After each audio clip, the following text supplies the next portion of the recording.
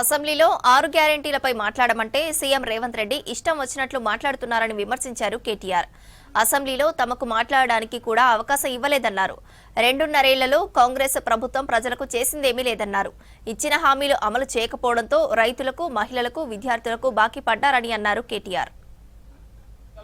Auto debit పెట్టాడు అంటే ఏంటంటే ఇప్పుడు మా తమ్ముడు మా కెమెరామెన్ ఏదైనా బండి మీద పోతుండ అనుకో, చిన్నగా లైన్ దాటిండి అనుకో, ఆయన అకౌంట్లోకి వెళ్ళి డైరెక్ట్గా కట్ చేయనట్టు ట్రాఫిక్ పోలీసు వాళ్ళు. నేను అడుగుతున్నా ఇవాళ రేవంత్ రెడ్డిని, ఆటో డెబిట్ మరి రైతు బంధుకు పెట్టొద్దా? నీ ఖాతాలకు వెళ్ళి డైరెక్ట్గా రైతుల ఖాతాలకు ఆటో డెబిట్ వద్దా?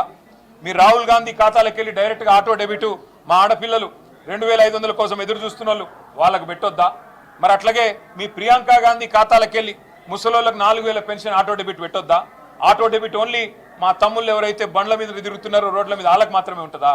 అందుకే చిల్లర మాటలు, చిల్లర కథలు కట్టిపెట్టు. 2034 కాదు, ఇంకో 2 ఏళ్ళు నిన్ను భరించడం ఎక్కువ ఈ తెలంగాణ ప్రజలు. ఆ తర్వాత తరిమి కొట్టకపోతే, ఆ తర్వాత చీత్కరించకపోతే మీరు నన్ను పట్టుకోండి. ఈ రేవంత్ రెడ్డి అనే ఓ పిచ్చోడు అంత తెలివితేటలు ఉన్నోడే అయితే ఆయన కొడంగల్లో ఎన్నిసార్లు ఓడిపోయిండు, ఓడిపోతే రాజకీయ సన్యాసం అన్నాడు.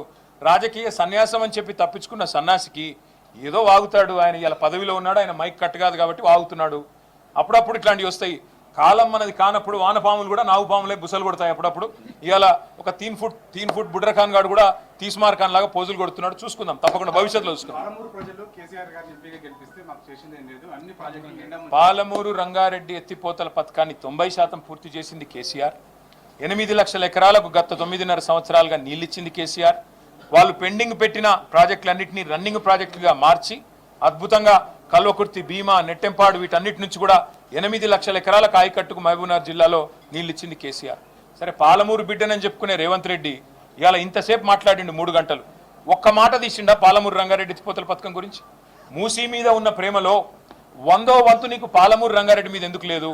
కోపం ఉందేమో జైపాల్ రెడ్డి అంటే, అందుకే జైపాల్ రెడ్డి పేరు పెట్టిండు. ఆ పేరు కూడా తీస్తలేడు మళ్ళా ప్రాజెక్టు పేరు. జైపాల్ రెడ్డి గారి మీద ఉన్న కోపమో ఏందో కానీ ఆ ప్రాజెక్టు పేరు పెట్టిండు. అప్పటి నుంచి ఆ ప్రాజెక్టు ఊసు కూడా ఎత్తుతలేడు.